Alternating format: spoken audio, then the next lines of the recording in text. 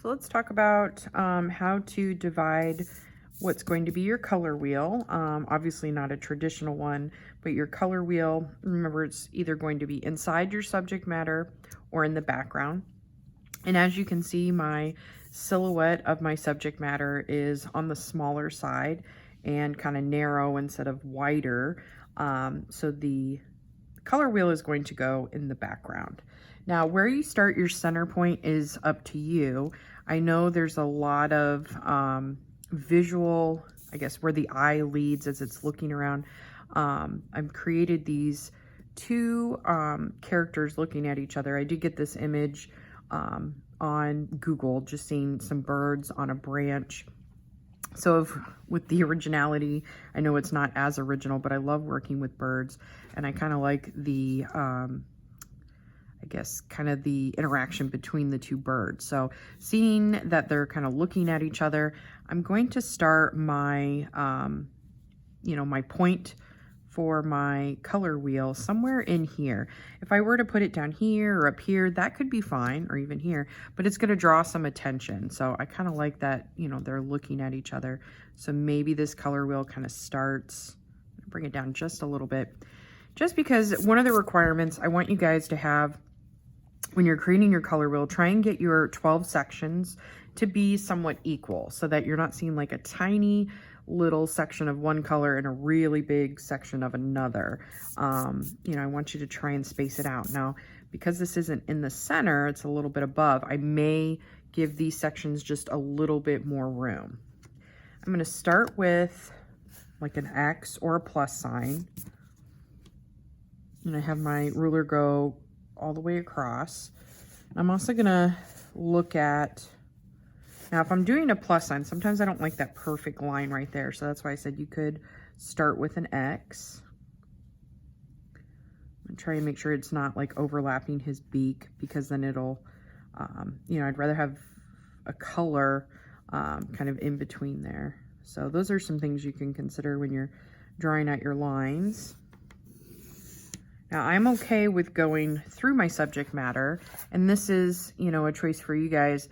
I outlined my design because I know I'm going to be painting all of this black, so it'll just cover up that Sharpie. But plus, when you're adding all of the other color that you're mixing, sometimes when it's on the darker side, like the blues and the violet, sometimes you lose some of those pencil lines. So I outlined so that I would always have my design, no matter how much paint I put on it, I'll be able to see these. All right, so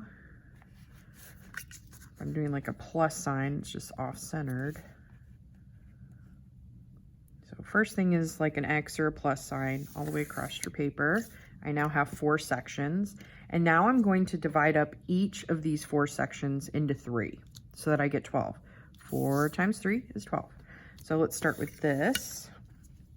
And when I'm creating those sections, you can have it go all the way through or just keep it per section. It's kind of up to you. So I'm trying to make sure that my line doesn't, it could go directly there, but let's see. I don't like things to like perfectly line up. Then it kind of looks a little less unnatural, I think, in my opinion. All right, so first line. And then I'm going to need one more in this section. My ruler's a bit short, so you may have to use like a 18-inch ruler. I'll just kind of move it down.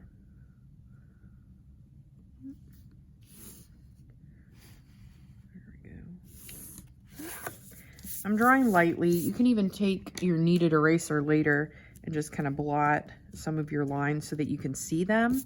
But the lighter colors of acrylic paint, you're going to see through them. Like yellow, for example, you'll see the pencil lines coming through.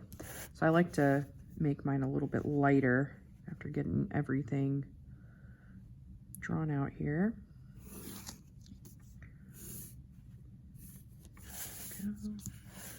And then one more line to kind of divide up this space. Turn it just a little bit. There we go. Okay, so now I have 12 sections. I would count 7, 8, 9, 10, 11, 12. And then like I said, I like to take my kneaded eraser and just kind of blot over my pencil line so that it lightens it, but it doesn't remove it all the way. Just kind of picking that up. And then you have to decide your color spectrum. As long as your colors are in order, that's correct, but you can start it anywhere that you want, meaning this could be yellow here, or maybe I start with red, as long as it's going in order. So then I like to kind of label, for example, if this is where I wanted my yellow to be, I would mark that, you know, with a Y. Sometimes students forget to erase those little marks, you know, and they paint over it, and then you can see it coming through the paint, which does not look so nice. So make sure you do that you erase it, or another option is to mark it somewhere in this so that it's going to be covered up by black later. So if this is going to be my red, I could just mark red. And it goes to, could do all your primaries and then your secondaries, it's up to you. But let's see. Go to, should be my orange. This would be my orange red. So I'm just going to put O-R, orange, yellow, yellow, yellow, green. So I'm putting like YG for yellow, green. Should go to green, green, blue. And I will have copies of the color wheel to help you with this. You don't have to guess. So green, green, blue,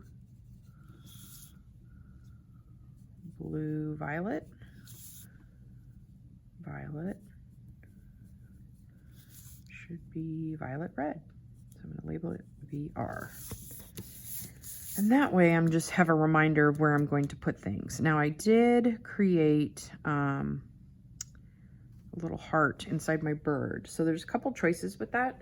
I could, you know, treat it the traditional red if I want. I could continue the yellow that's behind it and put that in there. Maybe I change the color completely. I have a metallic gold, you know, a heart of gold. Maybe that will be there. I'm not going to decide just yet, but eventually I'll have to decide what I want to do with that little pop of color. That's changed my design a little bit.